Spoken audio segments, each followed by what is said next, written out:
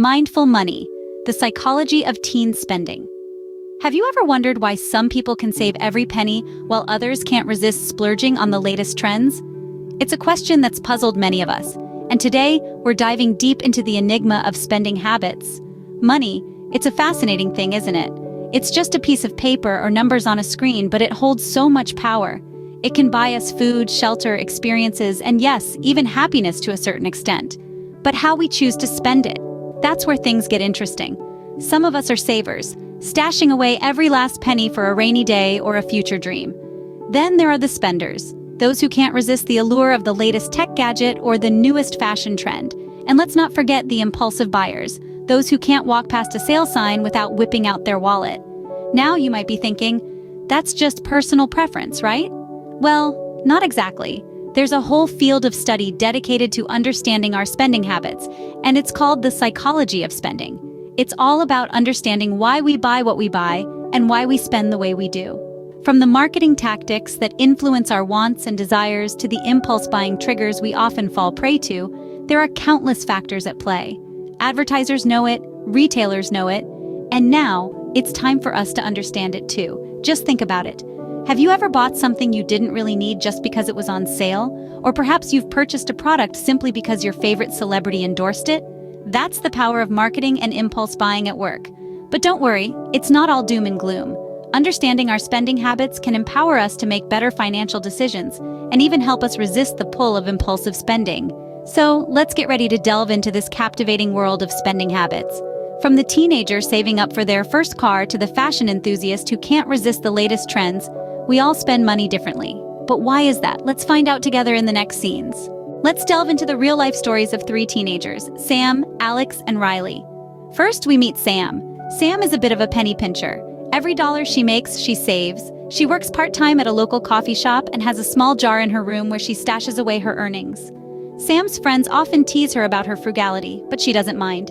She has her eyes on the prize, a shiny new bike she's been wanting for years. But Sam's saving habit doesn't come without its challenges. She often has to pass on outings with friends, new clothes, and sometimes even basic necessities. She has learned to be resourceful, often making her own meals and clothes. Some nights she lies in bed wondering if her strict saving habit is worth it, but every time she sees the picture of that bike, she's reminded of her goal. Now, let's move on to Alex. Alex is on the opposite end of the spectrum. He can't resist the allure of the latest tech gadgets. Every time a new smartphone, game console, or pair of headphones hits the market, Alex is first in line to buy it. He spends his money as fast as he earns it, sometimes even faster. Alex's love for tech gadgets often leads him into financial trouble. He frequently borrows money from friends and family to fund his purchases. His room is filled with gadgets he barely uses, but he can't seem to stop. He's caught in a loop of instant gratification, where the thrill of a new purchase overshadows the financial strain it puts on him. Finally, let's meet Riley. Riley strikes a balance between Sam's frugality and Alex's spendthrift ways. He understands the value of money and the importance of saving, but he also recognizes the joy that comes from spending on things he loves. Riley sets aside a portion of his earnings for savings, a portion for his needs, and a portion for his wants.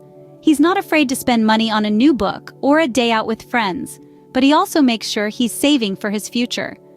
Riley's mindful spending habits allow him to enjoy the present while preparing for the future.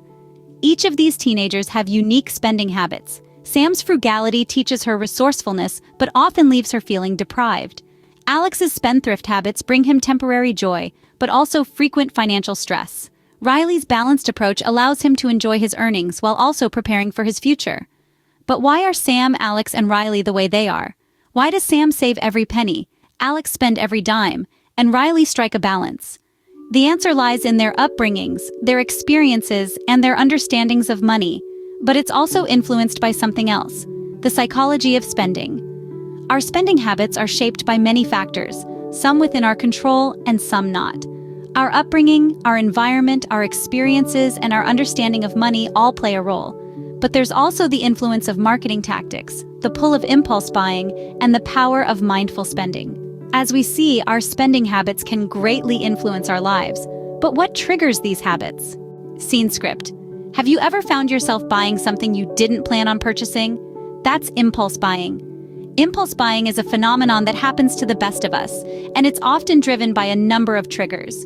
Let's delve into some of these triggers and see if we can recognize them in our own habits. One of the most common triggers is our emotional state. Have you ever heard of the term retail therapy? It's the idea that shopping and buying new things can help lift our spirits when we're feeling down. This is because spending money can give us a temporary boost of happiness or satisfaction. But while it may feel good in the moment, it's not a sustainable way to manage our emotions.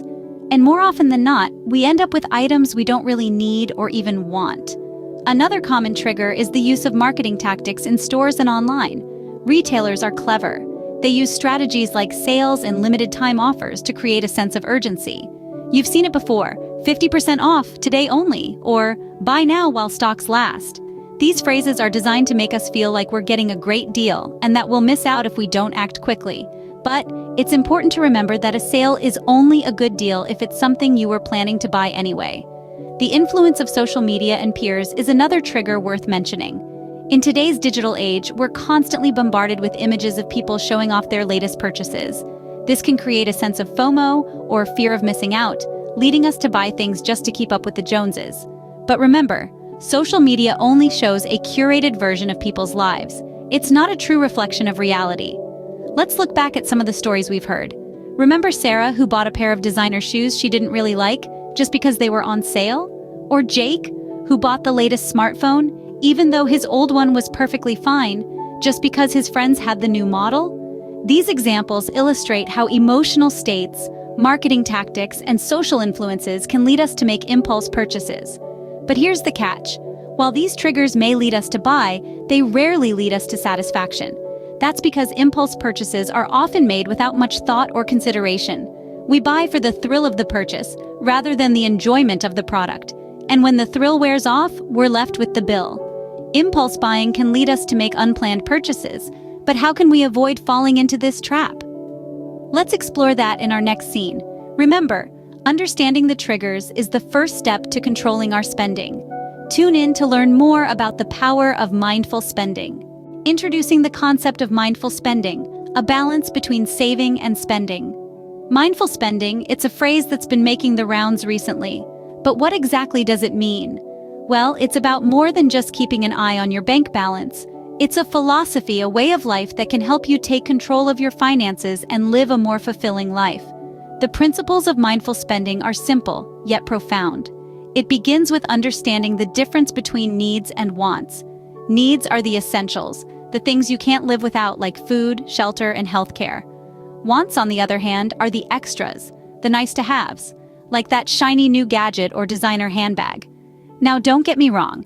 I'm not saying you should never indulge in your wants, but mindful spending is about making intentional decisions. It's about asking yourself, do I really need this? Or is this worth the price before you make a purchase? Which brings us to our next principle, setting a budget. A budget is like a roadmap for your finances. It helps you see where your money is going and plan for the future. But remember, a budget is not a prison. It's a tool to help you achieve your financial goals. Now, let's talk about thinking long-term. Often we're tempted to make purchases based on immediate gratification, but mindful spending encourages us to think about the long-term consequences of our spending habits. It's about asking ourselves, will this purchase bring me long-term happiness? Or is this in line with my financial goals? To illustrate these principles, let's take a look at our friend Riley. Riley used to be a big spender. He'd buy anything that caught his eye, without giving it a second thought. But then, he discovered mindful spending.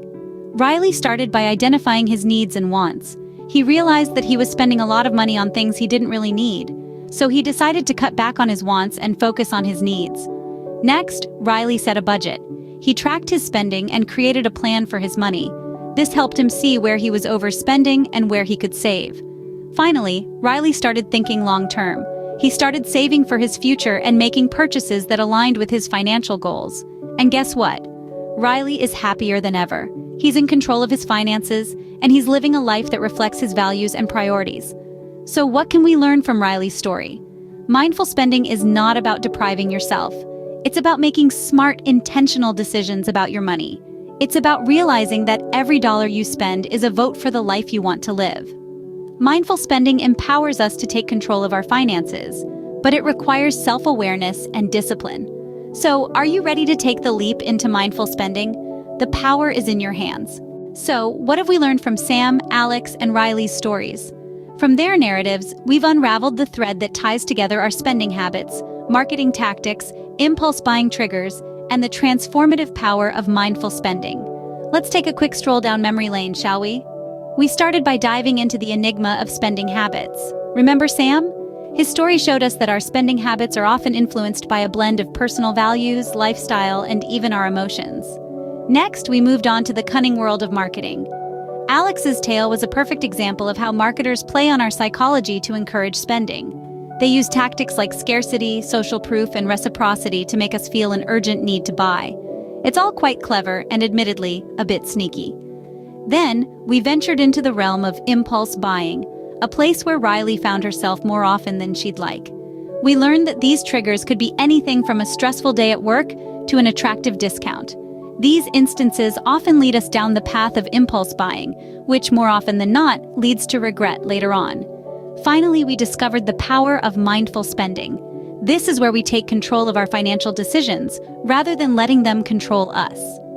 Practicing mindful spending means asking ourselves important questions before making a purchase. Questions like, do I need this? Or, is this worth the price I'm paying? These simple questions can help us make more conscious and wise financial decisions, leading us to a healthier financial state. The beauty of this journey is that it's never too late to start. We can always change our habits, learn to identify marketing tactics, understand our triggers for impulse buying, and practice mindful spending. Understanding our spending habits and making mindful decisions can make a huge difference in our financial health. So next time you're about to make a purchase, take a moment to think, do I need this? Is it worth it? Your wallet might thank you for it.